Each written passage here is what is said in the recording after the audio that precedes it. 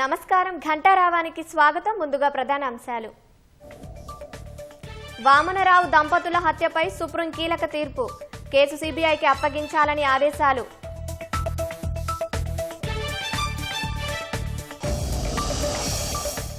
కేంద్ర మంత్రి బండి సంజయ్కు కేటీఆర్ లీగల్ నోటీసులు. ఫోన్ ట్యాపింగ్ కేసులో అసత్యాలు మాట్లాడారని ఆగ్రహం.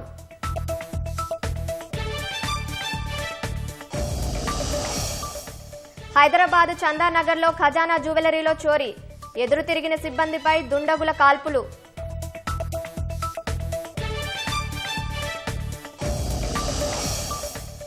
ఎగువ నుంచి నాగార్జున సాగర్ కు భారీ వరద. 8 గేట్లు ఎత్తి దిగువకు నీటి విడుదల.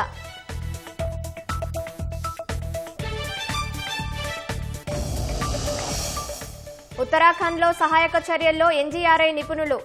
బురద కింద గల్లంతైన వారిని కనుగొనేందుకు చర్యలు.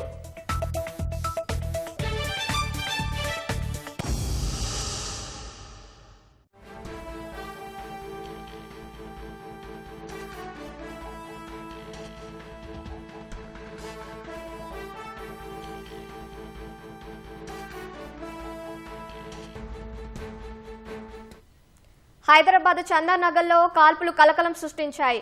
ఖజానా జ్యువెలరీలో దొంగల దోపిడీకి యత్నించారు. అడ్డుపడ్డ కాల్పులకు తెగబడ్డారు. మరింత సమాచారం మా ప్రతినిధి పవన్ అడిగి తెలుసుకుందాం. పవన్, చెప్పండి, చందానగర్లో కాల్పుల కలకలానికి సంబంధించిన సమాచారం ఏంటి? చందానగర్ లోని ఖజానా జ్యువెలరీలో అయితే కాల్పుల కలకలం చెలరేగింది. ఉదయం 10 గంటల తర్వాత షాప్ ఓపెన్ చేసిన కాసేపటికే దుండగులు వచ్చి కాల్పులు జరిపినట్టుగా కూడా తెలుస్తుంది. అయితే ప్రతిరోజు కూడా ఖజానా జ్యువెలరీ 10 గంటలకు ఓపెన్ చేసిన తర్వాత మేరకు సిబ్బంది అంతా కూడా ప్రతిరోజు ఒక మీటింగ్ ఏర్పాటు చేసుకుంటారు. సో ఇవాళ కూడా అందరికి మీటింగ్ జరుగుతుండగా 10:40 ప్రాంతంలో మొదటగా ఒకరు లోపలికి వెళ్లారు, ఒక దుండగుడు.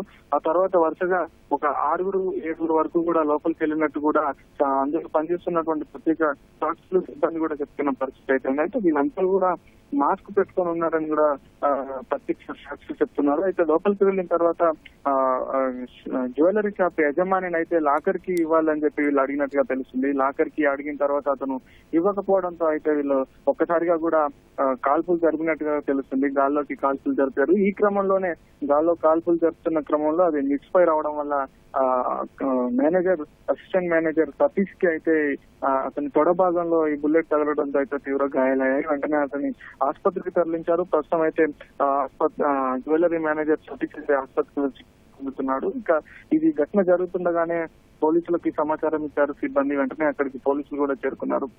ఈ క్రమంలోనే నిందితులంతా కూడా పారిపోయిన పరిస్థితి అయితే ఉంది. అయితే ఈ ఘటనలో మొత్తం లోపల ఫర్నిచర్ ని ధ్వంసం చేయడం గానీ, దాడులకు పాల్పడడం గానీ, సిబ్బందిపై భౌతికంగా కూడా పాల్పడినట్టుగా కూడా తెలుస్తుంది. ఈ క్రమంలోనే వీళ్ళు అక్కడ ఉన్నటువంటి లాకరు వీళ్ళకి దొరకకపోవడంతో అయితే అక్కడ అందుబాటులో ఉన్నటువంటి వెండి ఆభరణాలను కూడా వీళ్ళు వెంట తీసుకెళ్లినట్టుగా తెలుస్తుంది. మొత్తం 6 వచ్చినట్టుగా కూడా ప్రత్యక్ష సాక్షులు అయితే చెప్తున్నారు. ఇక ఘటనా స్థలానికి చేరుకున్న పోలీసులు అయితే క్లూస్ అన్ని ఆధారాలను సేకరిస్తున్నారు. ఇప్పటికే 10 బృందాలు కూడా ఏర్పాటు చేశారు సైబరాబాద్ పోలీసులు. 10 బృందాలు కూడా నిందితుల కోసం గాలిస్తున్నట్టుగా కూడా ఇప్పటికే పోలీసులు తెలిపారు. అలాగే జిల్లా సరిహద్దుల్లో కూడా ఇటు పోలీసులందరినీ కూడా అలర్ట్ చేశారు. వాళ్ళని ఎక్కడికి అలర్ట్ గా ఉండాలని చెప్పారు. అయితే జ్యువెలరీ షాప్ లోకి వెళ్ళి లాకర్ కి అడిగిన తర్వాత లాకర్ కి ఇవ్వకపోవడంతో అయితే ఈ దారుణానికి ఒడిగట్టినట్టు కూడా తెలుస్తుంది. రోజు రోజుకి కూడా హైదరాబాద్ నగరంలో ఈ గన్ కల్చర్ పెరిగిపోతుంది. స్థానికులు నగరవాసులు కూడా భయాందోళనకు గురవుతున్న పరిస్థితి అయితే ఉంది. ఎందుకంటే గతంలో మలక్పేటలో ఇటు చందు నాయక్ పై కూడా కాల్పులు జరిపారు దుండగులు. గతంలో ఇటు గుడిమల్కాపూర్ లో కింగ్స్ ప్యాలెస్ లో కూడా కాల్పుల కలకలం చెలరేగింది గతంలో. ఇవన్నీ కూడా అంటే ఆర్థిక లావాదేవీలు, వ్యక్తిగత కక్షలు ఒకటైతే ఈ దోపిడీ చేసేందుకు తుపాకులను వినియోగిస్తూ దోపిడీకి పాల్పడడం అయితే భయాందోళన కలిగిస్తుంది. అయితే వీళ్ళ నిందితులంతా కూడా ఎక్కడి నుంచి వచ్చారు, ఎవరు ఎప్పటి నుంచి రెక్కి నిర్వహించారు ఏంటి అనేది అయితే తెలియాల్సిందే. అయితే ఈ రోజు ఉదయం కూకట్పల్లిలో కూడా ఒక చోరీ అయితే జరిగింది. ఆ చోరీ కూడా ఈ నిందితులే వీళ్ళే చేసినట్టుగా కూడా పోలీసులు అయితే అనుమానం వ్యక్తం చేస్తున్నారు. మరి ఆ చోరీకి సంబంధించినటువంటి నిందితులు వీళ్ళు ఒకటైనా కాదా కూడా తెలియాల్సి ఉంది. వీళ్ళ కోసం అయితే ప్రస్తుతం 10 బృందాలు అయితే పాలిస్తున్నాయి. త్వరలోనే పట్టుకుంటామని చెప్పి కూడా పోలీసులు చెప్తున్నారు. అయితే వీళ్ళంతా ఎవరు, వీళ్ళకు గన్లంతా ఎక్కడి నుంచి వచ్చాయి ఏంటి అనేది కూడా ఆరా తీయాల్సి ఉంది. అయితే వచ్చినటువంటి 6 వ్యక్తుల చేతిలో కూడా పిస్తోళ్లు ఉన్నట్టుగా కూడా ప్రత్యక్ష సాక్షులు చెప్తున్నారు. అయితే వీటన్నిటికి సంబంధించి కూడా పోలీసులు త్వరలోనే పూర్తి వివరాలు వెల్లడించే అవకాశం ఉంది. ప్రస్తుతం అయితే పోలీసులు జ్యువెలరీ షాప్ లో ఆధారాలు అయితే సేకరిస్తున్నారు. త్వరలోనే నిందితులను పట్టుకునే అవకాశం అయితే కనిపిస్తుంది. ధన్యవాదాలు పవన్.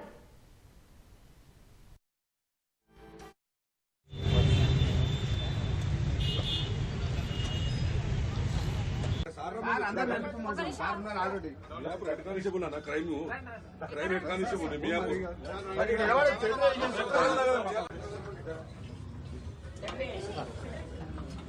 నిమిషం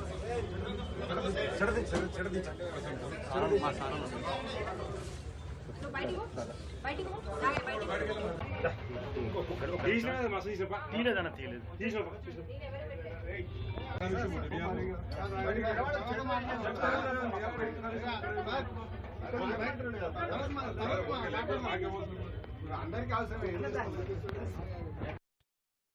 10:40 ఆ టైంలో వచ్చారు. 10:40కి వచ్చారన్న. మేము మీటింగ్ లో ఉన్నాం. అది ప్రజెంట్ ప్రతిరోజు కూడా 10:30కి మీటింగ్ జరుగుతుంది. 10:40కి వచ్చారు. వాళ్ళు ఎన్ని రోజుల నుంచి రెక్కి చేశారో తెలియదు. ఫస్ట్ ఒక పర్సన్ ఇక్కడ తిరుగుతుండే, మేము నార్మల్గా ఎవరైనా తిరుగుతుంటారు కదా అనుకున్నాము. ప్రతి ఒక్కరు మాస్క్ పెట్టుకొని వచ్చారు. చిన్న మాస్క్ ఇక్కడ వరకు ఉంటుంది కదా, ఆ మాస్క్ పెట్టారు. డబల్ షర్ట్స్ ఉన్నాయి ప్రతి ఒక్కరికి, షూస్ ఉన్నాయి, చిన్న పిస్టల్ ఉంది ప్రతి ఒక్కరి దగ్గర.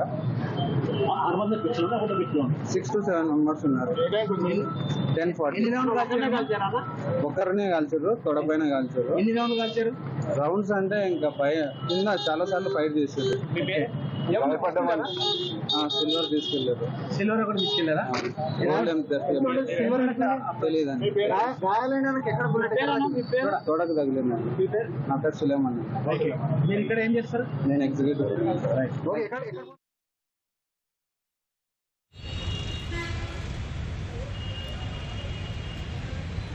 చేరుకున్నారు. దోపిడీ జరిగినటువంటి ఇప్పటికే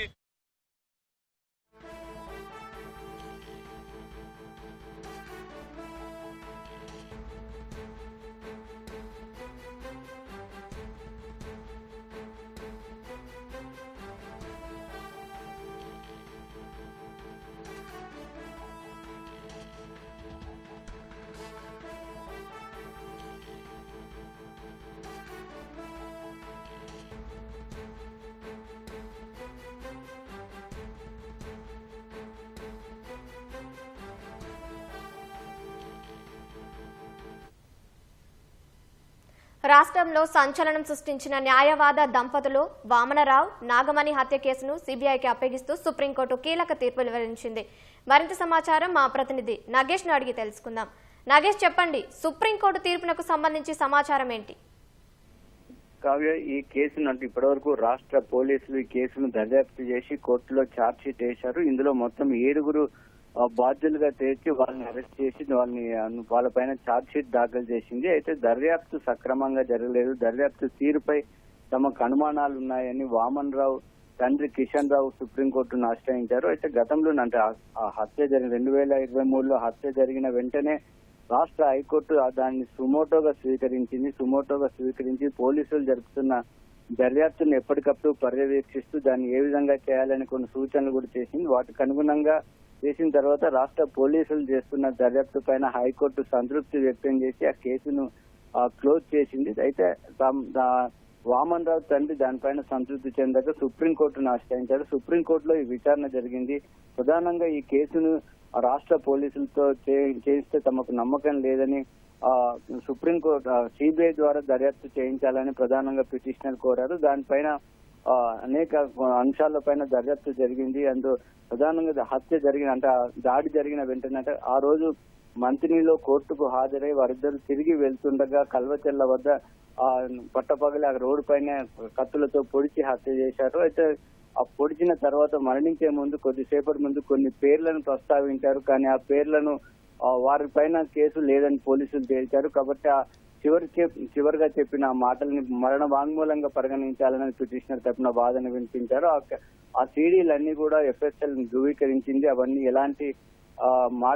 ఎలాంటి కట్టింగ్స్ కాకుండా నేరుగా స్వచ్ఛందంగా చెప్పినట్టుగా ఉందని పేర్కొనడంతో వాటన్నిటిని రాష్ట్ర ప్రభుత్వం అభిప్రాయాన్ని కూడా సుప్రీంకోర్టు కోరింది. తమకు పిటిషనర్ కోరినట్టుగా సిబిఐకి ఇస్తే తమకు కూడా ఎలాంటి అభ్యంతరం లేదని రాష్ట్ర ప్రభుత్వం కూడా చెప్పడంతో దాన్ని సిబిఐకి అప్పగించింది. ప్రధానంగా అప్పుడు బీఆర్ఎస్ ప్రభుత్వం ఉంది కాబట్టి అప్పుడు బీఆర్ఎస్ ఎమ్మెల్యేగా ఉన్న మంత్రిని శాసనసభ్యుడు పుట్ట మధు పైన వామన్ రావు తల్లిదండ్రులు కానీ అక్కడ ఉన్నటువంటి స్థానికులు కొంత అనుమానాలు వ్యక్తం చేశారు. ఈ నేపథ్యంలో పార్టీకి సంబంధించిన ఎమ్మెల్యే కాబట్టి అప్పుడు ప్రభుత్వం దాన్ని సీరియస్ గా తీసుకోవడం లేదు. కేసులో దర్యాప్తు పైన అనుమానాలు ఉన్నాయని ప్రధానంగా వ్యక్తం చేసినారు. ఈ నేపథ్యంలో రాష్ట్రంలో ప్రభుత్వం మారడం, ప్రస్తుతం ఉన్నటువంటి ప్రభుత్వం తమకు ఎలాంటి అభ్యంతరం లేదని పేర్కొనడంతో సుప్రీంకోర్టు ఈ కేసును సిబిఐకి దర్యాప్తునకు అప్పగించింది. ఇప్పుడు కేసు వచ్చిన తర్వాత సిబిఐ మొదటి నుంచి కూడా మళ్ళీ కేసును దర్యాప్తు చేయనుంది.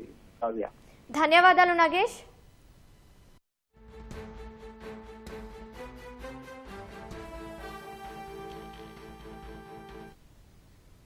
న్యాయవాద దంపతులు వామనరావు నాగమణి హత్య కేసును సుప్రీంకోర్టు సిబిఐకి అప్పగించడంపై మరింత సమాచారం మా ప్రతినిధి అరుణ్ అడిగి తెలుసుకుందాం.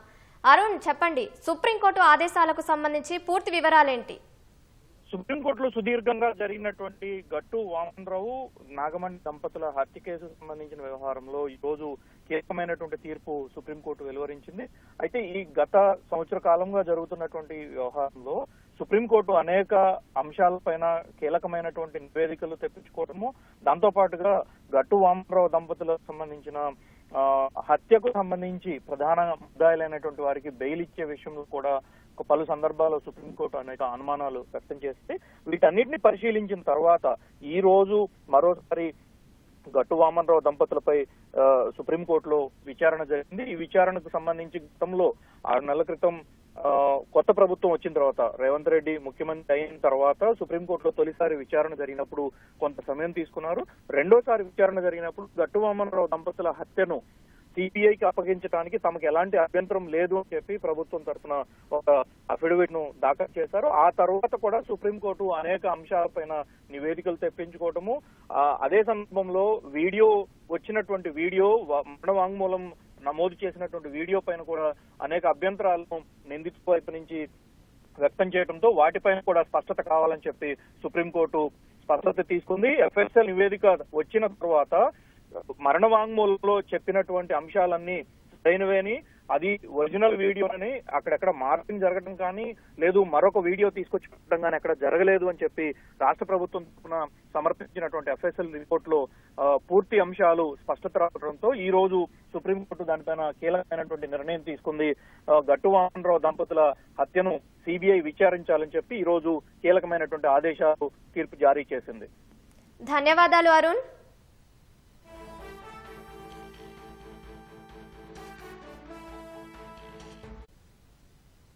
హైదరాబాద్ లో మూసీ నది ఉధృతంగా ప్రవహిస్తోంది. చాదర్ఘాట్, ముసరాంబాగ్ వంతెనల వద్ద మూసీ నదులు పోటెత్తింది.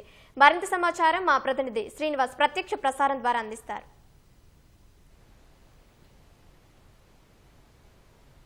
జంటనగరాలోని కుండపోత వర్షాల కారణంగా మూసీ నది ఉధృతంగా ప్రవహిస్తుంది. ప్రస్తుతం మనం మూసారాంబాగ్ వంతెన వద్ద ఉన్నాం.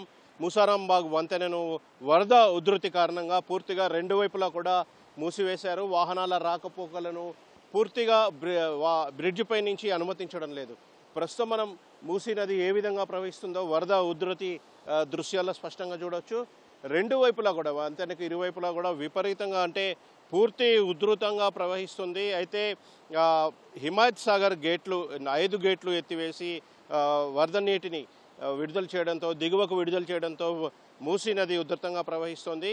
ఈ ప్రభావంతో అటు చాదర్ఘాట్ వంతెన అదేవిధంగా జియాగూడతో పాటుగా మూసారాంబాగ్ వంతెన కూడా పూర్తిగా అంటే ఇక్కడ ఒక ప్రమాదకర స్థాయిలో మూసీ నది ప్రవహిస్తున్న దృశ్యాలు అయితే స్పష్టంగా చూడవచ్చు.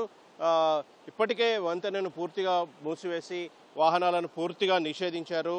అయితే ఎగువ నుంచి వస్తున్న వరద నీటి కారణంగానే హిమాయత్ సాగర్కి విపరీతంగా వరద నీరు పెరుగుతుండడంతో దిగువకు నీటిని విడుదల చేస్తున్నారు. మొత్తం 5 గేట్లు ఎత్తివేసి ఇప్పటికే 4800 క్యూసెక్ల పైగా నీటిని విడుదల చేసినట్టు అధికారులు తెలిపారు. అయితే మూసీ పరివాహక ప్రాంతాల్లో ఇరువైపులా మూసీకి ఇరువైపులా ఉన్న స్థానికులంతా కూడా పూర్తిగా అప్రమత్తంగా ఉండాలని అధికారులు హెచ్చరించారు. లోతట్టు ప్రాంతాల ప్రజలు, ప్రధానంగా లోతట్టు ప్రాంతాల ప్రజలు అప్రమత్తంగా ఉండాలి. ఎప్పుడు ఎటువంటి ఇబ్బంది ఎదురైనా వెంటనే GHMC అధికారులకు సమాచారం అందించాలని ఇప్పటికే అధికారులు ప్రకటించారు. అయితే ఈ నెల 15 వరకు కూడా ఉపరితల ఆవర్తనం అదేవిధంగా ద్రోణి ప్రభావంతో వర్షాలు విస్తారంగా కురిసే అవకాశాలు ఉన్నాయని వాతావరణ శాఖ ఇప్పటికే ప్రకటించింది. అటు ఉమ్మడి ఆదిలాబాద్ జిల్లా, వరంగల్తో పాటుగా ఖమ్మం ప్రాంతాల్లో ఖమ్మం జిల్లాల్లో వర్షాలు విస్తారంగా కురిసే అవకాశం ఉంది. ఇప్పటికే ఆయా జిల్లాల్లో అత్యధిక వర్షపాతాలు నమోదయ్యాయి. అదేవిధంగా ఆయా జిల్లాలకు అధికారులు ఎల్లో అలర్ట్ కూడా జారీ చేశారు. అయితే జంట నగరాల్లో ఒక మోస్తారు నుంచి భారీ వర్షాలు కూడా కురిసే అవకాశం ఉందని వాతావరణ శాఖ ఇప్పటికే ప్రకటించింది. ఈ నేపథ్యంలో లోతట్టు ప్రాంతాల ప్రజలు పూర్తిగా అప్రమత్తంగా ఉండాలని హెచ్చరించింది. ప్రస్తుతం అయితే మూసీ నదికి హిమాయత్ సాగర్ నుంచి వరద ప్రవాహం అయితే కొనసాగుతుంది. హిమాయత్ సాగర్ 5 గేట్లు ఎత్తివేసి దిగువకు నీటిని విడుదల చేయడంతో పెద్ద ఎత్తున వరద నీరు ప్రవహిస్తోంది. చాదర్ఘాట్ వంతెనతో పాటు మూసారాంబాగ్ వంతెన వద్ద ప్రమాదకర స్థాయిలో వరద నీరు ప్రవహిస్తుంది. వీటిని దృష్టిలో ఉంచుకొని అధికారులు మూసారాంబాగ్ వంతెనను ఈ ఉదయం నుంచి కూడా పూర్తిగా మూసివేశారు. అయితే ప్రజలు వాహనదారులు ఎవరు కూడా ఇటువైపుగా వద్దని, మూసారాంబాగ్ వంతెన మీదుగా వద్దని అధికారులు ఇప్పటికే హెచ్చరించారు. మూసారాంబాగ్ వంతెనకు ఇరువైపులా కూడా పోలీసులు నిలబడి ఎప్పటికప్పుడు వాహనదారులు ఇటు రాకుండా వంతెన మీదుగా రాకపోకలు సాగించకుండా అయితే చూస్తున్నారు. ప్రస్తుతం అయితే ఈ వంతెన పూర్తిగా అంటే వరద నీరు తగ్గే వరకు కూడా మూసివేసి ఉంచుతామని అధికారులు చెబుతున్నారు. ఇది ప్రస్తుతం అయితే మూసారాంబాగ్ వంతెన వద్ద తాజా పరిస్థితి. Over to you. హైదరాబాద్ చందానగర్లోని ఖజానా జ్యువెలరీలో దోపిడీకి సంబంధించి మరింత సమాచారం మా ప్రతినిధి శ్రీపతి శ్రీనివాస్ ప్రత్యక్ష ప్రసారం ద్వారా అందిస్తారు.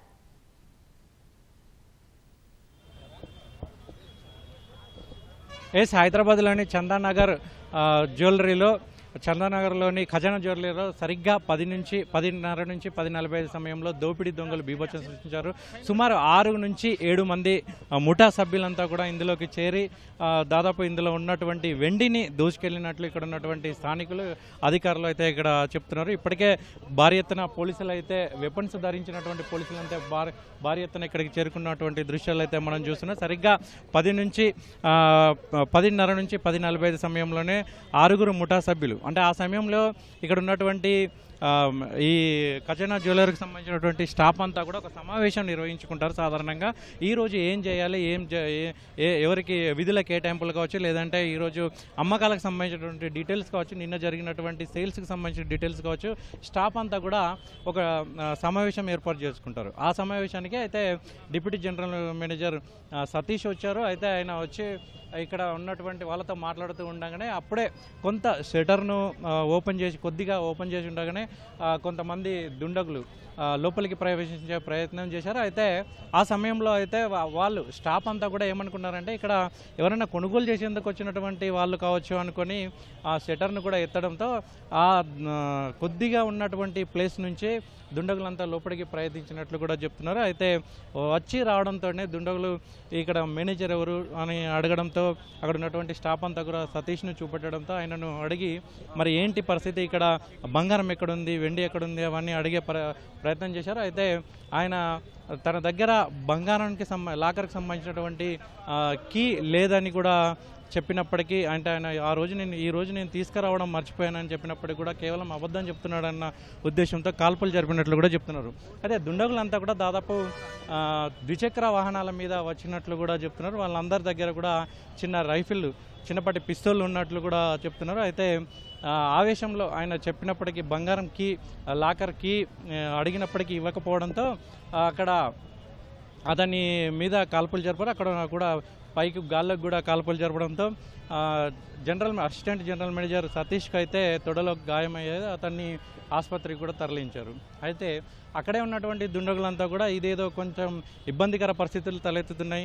అదేవిధంగా అదే సమయంలో స్టాఫ్ అంతా కూడా వెంటనే పోలీసులకు ఫోన్ చేయడం, ఇవన్నీ కూడా తేరుకున్నటువంటి దుండగులు అక్కడి నుంచి దొరికినటువంటి వెండి ని తీసుకొని పారిపోయినట్లు కూడా చెప్తున్నారు. అయితే 10 బృందాలను ఏర్పాటు చేసి ఇక్కడ ఉన్నటువంటి పోలీసులు అయితే గాలిస్తున్నట్లు చెప్తున్నారు. ఇక్కడ ఈ సమయంలో వచ్చినప్పుడు ఏ రూట్లో వచ్చారు, ఏ వెహికల్స్లో వచ్చారు, ఏంటి అనే దాని మీద కూడా పోలీసులు అయితే విచారణ చేపడుతున్నారు. 10 బృందాలను ఏర్పాటు చేసి ఎక్కడెక్కడ సీసీ కెమెరాల నుంచి ఏ రూట్లలో వెళ్ళారు, వచ్చిన వాళ్ళ ఆనవాళ్ళు ఎలా ఉంటాయి, ఏంటి ప్రత్యక్షంగా చూసినటువంటి సాక్షులను అడిగి వాళ్ళ రూపురేఖల్ని చిత్రాలు గీయించే ప్రయత్నం చేస్తున్నారు. అదేవిధంగా ఈ ఖజానా జ్యువెలర్స్లోకి వచ్చిన సమయంలో మన సీసీ ఫుటేజ్లో వాళ్ళకి సంబంధించినటువంటి ఫోటోలు కానీ లేదంటే వాళ్ళ దృశ్యాలు కానీ రికార్డ్ అయినాయో దానికి సంబంధించి సమీప పోలీస్ స్టేషన్లకు అందజేసే ప్రయత్నం కూడా చేస్తున్నారు. అదేవిధంగా పోలీసులు కూడా 10 బృందాలుగా ఏర్పడి నగరంలో గాలింపు చర్యలు అయితే చేపడుతున్నారు. ఎక్కడ ఆనవాళ్ళు దొరికినా కానీ ఎటువంటి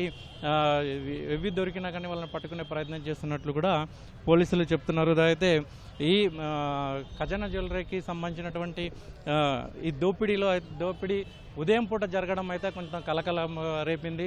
ఎందుకంటే దాదాపు ఈ సమయంలోనే షాపులు తెరుస్తూ ఉంటారు. జనరల్గా దోపిడీ దొంగలంతా కూడా రాత్రి సమయంలో అందరు పడుకున్న సమయంలో లేదంటే 9:30 సమయంలో ఇవి బంగారం కొనుగోలు చేస్తుంటారు, లేదంటే బంగారం తీసుకెళ్లే వాళ్ళు వచ్చి వెళ్తూ ఉంటారు. అటువంటి సమయంలో వాళ్ళు ఈ దోపిడీకి పాల్పడే అవకాశం ఉంటుంది. కానీ ఇప్పుడు జరిగినటువంటి దోపిడీ మాత్రం 10:30 నుంచి 10:45 సమయంలో జరిగింది. అంటే ఈ సమయంలో ఖచ్చితంగా ఈ దోపిడీ దొంగలకు ఇక్కడ ఉన్నటువంటి ఖజానా జ్యువెలరీకి సంబంధించినటువంటి ఎవరైనా సహకరించి ఉంటారా, లేదంటే వాళ్ళు ఏమైనా సమాచారం ఇచ్చి ఉంటారా? ఎందుకంటే ఈ సమయంలో షాపు తెరుస్తారు, ఈ సమయంలోనే సమావేశం జరుగుతుంది, ఆ సమయంలోనే ఎవరు ఉండరు అనే సమాచారాన్ని దోపిడీ దొంగలకు ఎవరైనా ఇచ్చి ఉంటారా అనే కోణంలో కూడా పోలీసులు విచారణ కూడా చేస్తున్నట్లు తెలుస్తుంది. ఏదేమైనప్పుడు కూడా భారీ ఎత్తున పోలీసు బలగాలు అయితే ఇక్కడికి చేరుకున్నాయి. క్లూస్ టీం కావచ్చు, ఇక్కడ విచారణ డాగ్స్ టీం కావచ్చు, లోపలికి వెళ్ళి దోపిడీ జరిగినటువంటి విధానం కావచ్చు, కాల్పులు జరిగినటువంటి విధానం మీద అయితే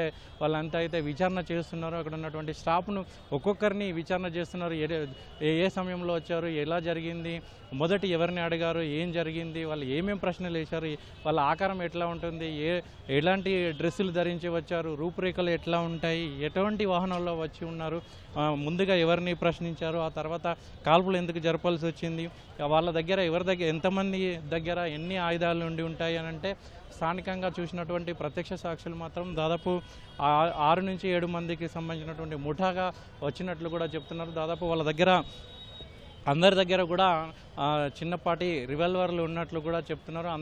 వాళ్ళ దగ్గరికి వచ్చిన వాళ్ళని, ఎదురు తిరిగిన వాళ్ళని, బెదిరించిన వాళ్ళని అయితే కాల్చేందుకు వాళ్ళు ఏమాత్రం వెనుకాడకుండా ఉన్నారని కూడా స్థానికులు అయితే చెప్తున్నారు. ఆ దిశగానే పోలీసులు కూడా విచారణ చేపడుతున్నటువంటి దృశ్యాలు అయితే చూస్తున్నాము. భారీ ఎత్తున పోలీసులు అయితే ఇక్కడ మోహరించారు. ఇక్కడ ఎవరిని కూడా దగ్గరికి రానియకుండా పోలీసులను ఇక్కడ భారీ బందోబస్తుగా ఏర్పరిచారు. వాళ్ళంతా కూడా చిన్న రివాల్వర్లు ధరించినటువంటి పోలీసులు, అదేవిధంగా భారీ తుపాకులు ధరించినటువంటి పోలీసులంతా కూడా ఇక్కడ ఉన్నారు. ఇక్కడ విచారణ ఒక పక్క సీసీ కెమెరాల ఫుటేజ్ని పరిశీలించడంతో పాటు మరొక పక్క ఎలా జరిగింది, దోపిడీ జరిగినటువంటి అంశాలని కూడా సేకరిస్తున్నటువంటి దృశ్యాలు అయితే కనబడుతున్నాయి. ఇలా ముఖ్యంగా ఈ బంగారం లాకర్కి సంబంధించినటువంటి కీ ఇవ్వకపోవడం వల్లనే డిప్యూటీ మేనేజర్ సతీష్ మీద అయితే కాల్పులు జరిపినట్లు ఇక్కడ ఉన్నటువంటి స్థానికులు అయితే చెప్తున్నారు. అంటే ఎంత పోయింది, బంగారం కావచ్చు, వెండి కావచ్చు, ఎంత పోయింది అనే దాని మీద అయితే ఇప్పటికిప్పుడు వాళ్ళు లెక్క తేల్చలేకపోతున్నారు. అయితే ఒక్కసారిగా కాల్పుల కలకలం చెలరేగడంతో ఇక్కడ ఉన్నటువంటి స్థానికులంతా కూడా వచ్చి ఖజానా జ్యువెలర్స్లో అసలు ఇక్కడ ఏం జరిగింది, ఏంటి అనే ఆరాధిస్తున్నటువంటి దృశ్యాలు అయితే మనకు కనబడుతున్నాయి. మరొక పక్క అయితే విచారణను అయితే వేగవంతం చేసినట్లు కూడా పోలీసులు చెప్తున్నారు. దాదాపు ఒక 10 బృందాలను ఏర్పాటు చేసి ఈ విచారణ కోసం అయితే గాలింపు చర్యలు, దోపిడీ దొంగల కోసం అయితే గాలింపు చర్యలు చేపడుతున్నట్లు కూడా చెప్తున్నారు. ముఖ్యంగా వాళ్ళ ఆనవాళ్ళకు సంబంధించి కావచ్చు, వాళ్ళ రూపురేఖలకు సంబంధించి కావచ్చు, వాళ్ళు వేష భాషలకు కావచ్చు, వాళ్ళు ధరించినటువంటి డ్రెస్సులు కావచ్చు, ఎటువంటి అంశాలను అడిగారు అనే దాని మీద కూడా వాళ్ళు ఎక్కడి నుంచి వచ్చారు, ఏ రూట్లో వచ్చారు, ఎటు వెళ్ళిపోయారు, 10:40 తర్వాత ఈ సరౌండింగ్ ఉన్నటువంటి సీసీ కెమెరాలన్నింటినీ కూడా పోలీసులు గాలిస్తున్నారు. దానికి సంబంధించినటువంటి ఆచూకీ కోసం అయితే వెతికే ప్రయత్నం అయితే చేస్తున్నారు. ఇక్కడ తాజా పరిస్థితులు. Over to you. ధన్యవాదాలు శ్రీనివాస్.